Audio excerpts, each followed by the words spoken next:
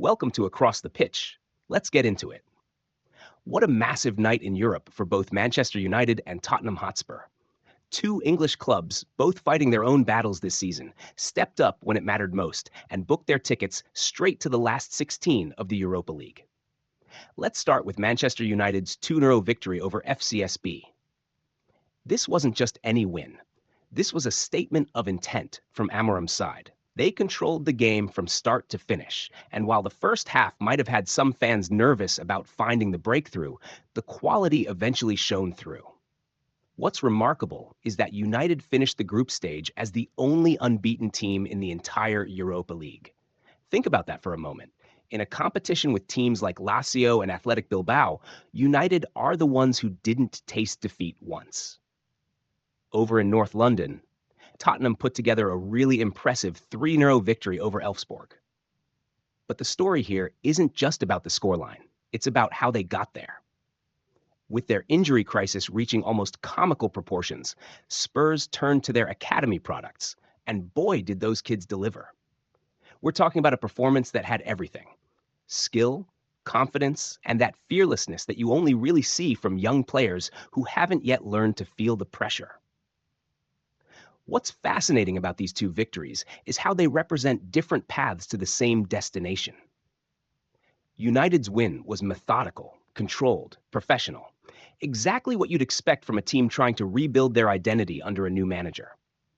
They didn't just win, they looked like they knew how to win, which is something that's been missing at times this season. Spurs, on the other hand, had to throw the script out the window. With their squad decimated by injuries, they had no choice but to trust in youth, and those young players repaid that trust with interest. It was almost like watching the spirit of the old North London youth products come alive again, that combination of technical skill and pure enthusiasm that made players like Harry Kane who they are today. Both teams now find themselves in an interesting position heading into the knockout stages. They've avoided the playoff round, which is huge considering the fixture congestion both clubs are dealing with. It means they don't have to play again in this competition until March, giving them valuable time to hopefully get players back from injury, integrate new signings, and continue developing their tactical approaches. The draw for the last 16 will be fascinating. Both clubs could face some serious opposition, but there's a growing feeling that they could be dark horses in this competition. United, with their unbeaten record, have shown they know how to get results in Europe, even when their domestic form has been shaky. Spurs, with their blend of experience and emerging youth, might just have found a formula that could take them far. What's clear is that both these victories meant more than just 3 points in qualification. For United, it was validation that their new approach under Amorim is bearing fruit. For Spurs, it was proof that sometimes crisis can breed opportunity.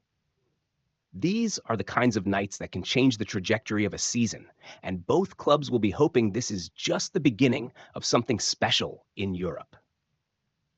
Playing in that number 10 role, Mainoo showed exactly why Manchester United fans have been calling for him to be given this opportunity. What's remarkable isn't just that he scored and assisted, it's how natural he looked in a position that many thought might not be his best. Remember, this is a player who's been deployed as a 6, as an 8, and now as a 10, and at just 19 years old, that kind of versatility is extremely rare. The goal itself was a perfect example of what Mainoo brings to the team: his movement in the box, the timing of his run, and the composure to finish. These aren't things you typically associate with a teenager playing in high-pressure European matches. But what really caught my eye was his spatial awareness throughout the game. He consistently found pockets of space between FCSB's lines, turning what could have been a congested midfield into an area where United could build their attacks. His assist for Dalot's goal showed another side to his game: the ability to pick out a pass that others might not even see. That kind of vision, combined with the technical ability to execute, is what separates potential from genuine quality. The weight of the pass was perfect, and it's worth noting that this wasn't a one-off moment. Throughout the match, Mainoo was consistently looking for these progressive passes. What's particularly exciting for United fans is how this performance might influence Amorim's thinking going forward. We've seen Mainoo excel in deeper positions, showing maturity beyond his years in terms of defensive positioning and game reading. But this display in a more advanced role suggests that United might have a player who can genuinely influence games in multiple positions. There's also something to be said about the timing of this performance. With United looking to establish a clear identity under Amorim, having a young player who can adapt to different tactical requirements is invaluable. The way Mainoo linked play between midfield and attack created a fluidity that United have often lacked this season. The statistics tell part of the story: a goal, an assist, high passing accuracy, several key passes, but they don't capture the full picture. What was most impressive was his decision making: when to hold the ball, when to release it, when to make runs into the box. These are aspects of the game that usually take years to master, yet Mainoo showed a natural instinct for them. What's crucial now is managing expectations. One outstanding performance doesn't define a career, and there will inevitably be ups and downs as Mainoo continues to develop. But what this game showed is that United have a genuine talent on their hands. Someone who not only has the technical ability, but also the football intelligence to potentially become a key player for years to come. This performance wasn't just about the goals and assists. It was about a young player showing that he belongs at this level, that he can handle the pressure of European nights, and that he has the potential to be a crucial part of Manchester United's future. Speaking of United's youth prospects, we need to talk about what we're seeing from this new generation, because it's becoming increasingly clear that the club has something special on their hands. The combination of Mainoo, Garnacho, and Amad isn't just about individual talent. It's about a potential future core of the team developing right before our eyes. Let's start with Alejandro Garnacho. When he came on in the second half, the entire dynamic of the game changed.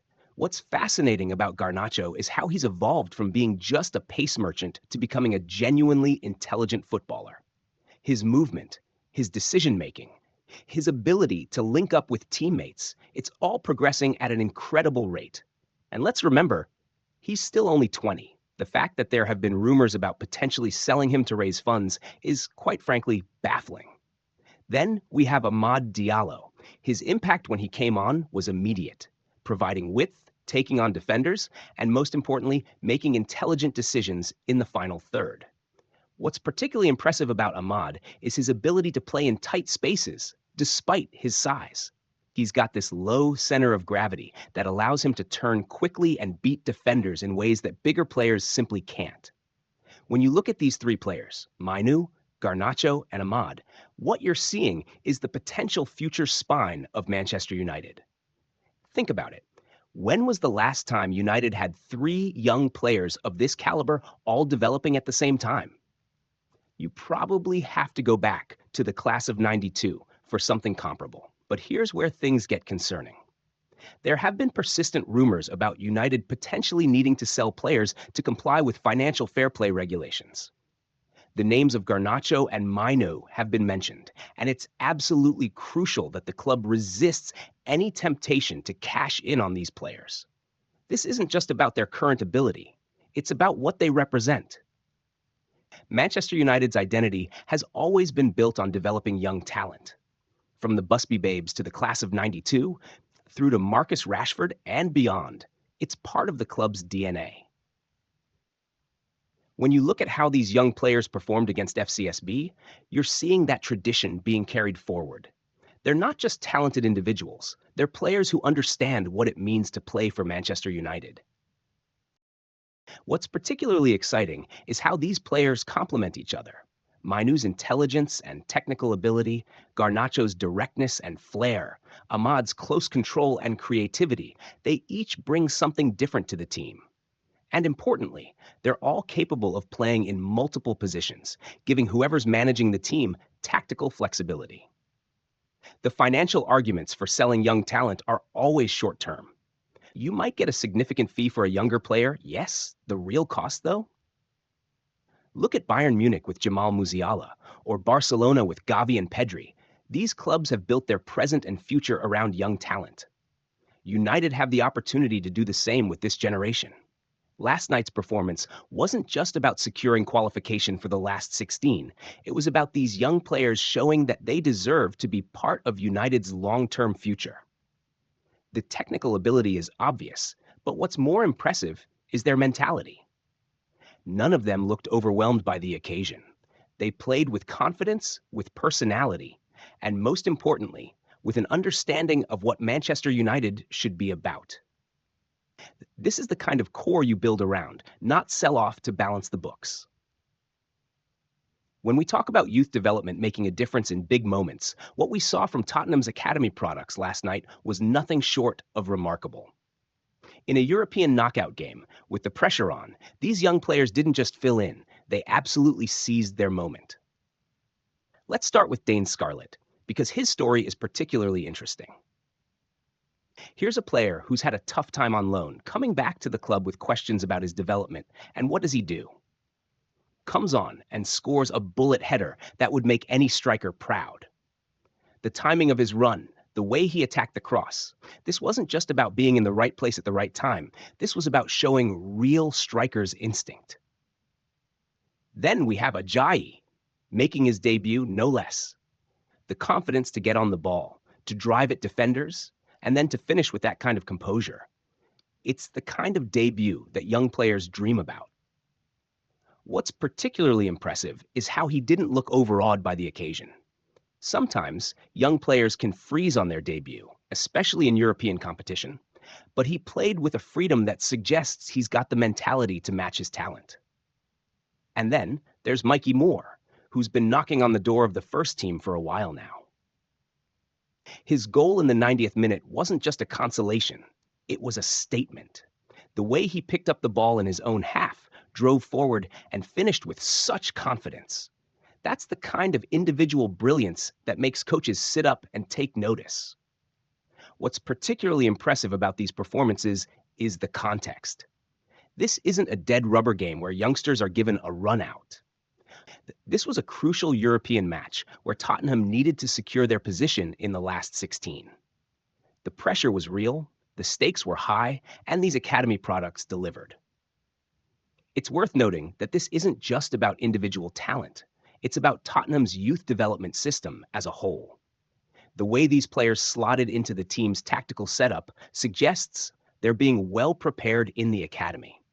They understood their roles, they knew the patterns of play, and they executed at a level that suggests the gap between academy and first-team football isn't as wide as some might think. These weren't cautious, nervous performances. These were young players expressing themselves exactly as their manager would want them to.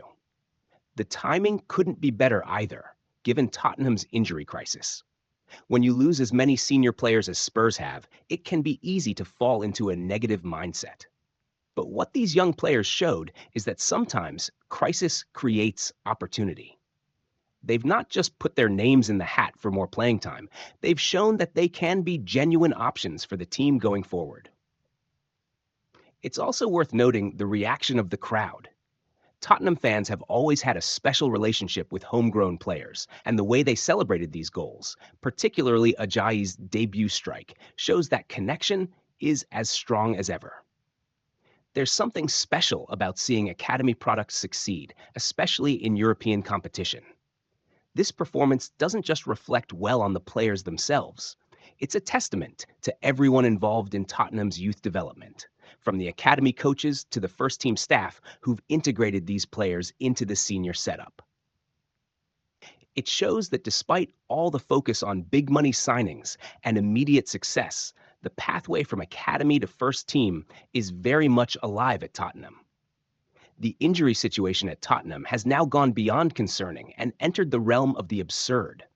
When Dragusin went down last night, you could almost hear the collective groan from the Tottenham faithful, because this isn't just another injury.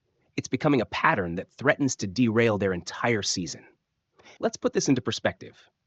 Dragusin had barely been at the club for 2 weeks.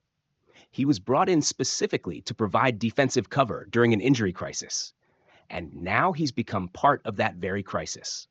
The way he went down, Clutching his knee, the way it twisted. Anyone who's watched football long enough knows those kinds of injuries rarely end well. This isn't just about losing another defender. It's about the cumulative effect these injuries are having on Tottenham's season. Think about it. They're already without James Maddison, Manor Solomon, Ryan Sessegnon, and several others. The squad is so thin that Postecoglou is having to rely on academy players not because he wants to, but because he has no other choice. What's particularly frustrating is that many of these injuries aren't just minor knocks. We're talking about serious long-term absences. Maddison, who was absolutely crucial to their early season form, is out. Solomon, who showed such promise early in the season, has barely featured. And now Dragusin, their new defensive reinforcement, could be facing a significant spell on the sidelines. The impact on tactical planning cannot be understated. Postecoglou has a clear vision of how he wants his team to play. But how can you implement a cohesive system when you're constantly having to reshape your team? It's like trying to complete a puzzle when the pieces keep changing shape. The medical department at Tottenham will undoubtedly be under scrutiny, but it's worth noting that many of these injuries aren't necessarily preventable. Dragusin's injury, for example, appeared to be one of those unfortunate twists that can happen to any player at any time. It's not about poor preparation or inadequate recovery. Sometimes football can just be cruel. What's remarkable is how Tottenham have managed to stay competitive despite these setbacks. The emergence of young players like Scarlett, Ajayi, and more is a silver lining, but you can't build a successful Premier League campaign on youth prospects alone. The senior players who are still fit are having to play more minutes than they should, which only increases the risk of further injuries. Looking ahead, this situation creates a real dilemma for the club. With the transfer window closing soon, do they try to bring in more reinforcements? But then, given their luck with injuries, would any new signings just end up in the treatment room as well? It's a catch-22 situation that no manager wants to face. The timing couldn't be worse either. Tottenham are still fighting on multiple fronts. They're in the FA Cup, they've just qualified for the last 16 of the Europa League, and they're trying to get out of being close to the relegation places in the Premier League. Managing this injury crisis while staying competitive in all these competitions will be one of the biggest tests of Postecoglou's managerial career. What's clear is that Tottenham need to find solutions, and quickly. Whether that's through the transfer market, promoting more youth players, or adapting their tactical approach, something needs to change. Because right now, their treatment room looks more crowded than their training ground. And that's not a situation any club can sustain for long. This qualification straight to the last 16 is absolutely massive for both Manchester United and Tottenham, and I don't think we can overstate just how important this is for their seasons. First, let's look at what they've avoided. The knockout playoff round is essentially an extra hurdle that nobody wants to deal with. It's two more high-intensity games in February, at a time when the fixture list is already packed. By finishing in those top spots, both United and Spurs have bought themselves valuable time, almost 6 weeks without European football. For Manchester United, this break could be crucial. They're currently sitting in 12th place in the Premier League. And while that's nowhere near where they want to be, this gap in European fixtures gives Amorim more time on the training ground. That's precious time to implement his ideas, work on tactical improvements, and potentially integrate any new signings they make in this transfer window. The potential opponents for the last 16 are interesting too. We're looking at teams like Real Sociedad, Galatasaray, Atalanta, and Midtjylland. Now, none of these are easy games. Let's be clear about that. But what's crucial is that no teams are dropping down from the Champions League at this stage. The competition stays as it is, and both English clubs will fancy their chances against any of these teams. For Tottenham, this break in European action could be even more valuable. Given their injury crisis, these extra weeks without midweek games could be crucial for getting players back to fitness. It also gives them time to bed in any potential new signings, and maybe even get some of their injured players back in contention.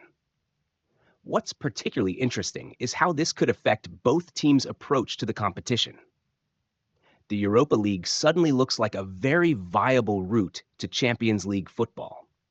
Yes, both teams are performing poorly in the Premier League, but having this European safety net, knowing you're only 5 ties away from potential Champions League qualification, that's significant. The timing of the last 16 games in March is interesting too. By then, we'll have a much clearer picture of where both teams stand in their domestic campaigns. If the Premier League route to Champions League football is looking difficult, you might see either team really prioritize these European games. The draw itself will be fascinating. Because of how they've qualified, both United and Spurs could potentially avoid each other until the semis or the final. When you look at the teams left in the competition, you'd have to say both English clubs would be among the favorites, despite their domestic struggles. There's also a psychological advantage to qualifying this way. It sends a message, both internally and externally, that these teams can still compete at a high level in Europe. For United, remaining unbeaten throughout the group stage is a real achievement. For Spurs, qualifying directly despite all their injury problems shows real resilience. Looking ahead to March, both teams will hope to be in a better position by then. United should have had more time to adapt to Amorim's methods, while Spurs will hopefully have some of their injured players back. The extra preparation time they've earned by avoiding the playoffs could prove invaluable. This is the kind of smart qualification that can change the whole complexion of a season. It's not just about avoiding extra games. It's about having the time to prepare, to recover, and to really give yourself the best chance when the serious knockout football begins in March. What we've seen over these European nights really encapsulates what makes football so fascinating. Two Premier League clubs, both going through their own struggles, both finding ways to progress in Europe while blooding young talent and dealing with various challenges. For Manchester United, the emergence of Mainoo, Garnacho, and Ahmad isn't just about this season. It's about the club's future. These aren't just promising youngsters anymore. They're becoming genuine first-team players who can influence big games. The fact there's even discussion about potentially selling any of them shows how football's financial pressures can sometimes cloud long-term thinking. Tottenham's story is equally compelling, though for different reasons. Their academy product stepping up when needed, scoring crucial goals in European competition, shows there's real depth in their youth system. But the ongoing injury crisis, now claiming Dragusin as its latest victim, threatens to undermine their season unless they can find solutions quickly. Both teams securing direct passage to the last 16 is massive. No playoff rounds, no extra games in February, just straight to the business end in March. That kind of smart qualification could prove crucial as both teams look to salvage their seasons and push for European places in the Premier League. Looking ahead, both clubs have reasons for optimism despite their current challenges. United remain unbeaten in Europe, while Spurs are showing they can still compete even with a severely depleted squad. The question now is whether they can build on these European performances and translate them into domestic success. What's clear is that both these clubs, despite their different approaches and circumstances, are showing that there's always a path forward if you're willing to trust in youth, adapt to challenges, and maintain belief in your process. The Europa League might not be where either team ultimately wants to be, but it's providing a platform for both clubs to potentially build something special for the future. Now it's just a matter of waiting until March to see if either club can take the next step toward European glory. If you've made it this far, I really appreciate you. Like and subscribe if you haven't yet, as the engagement massively helps the channel grow. Thanks for watching. This has been Across the Pitch. Over and out.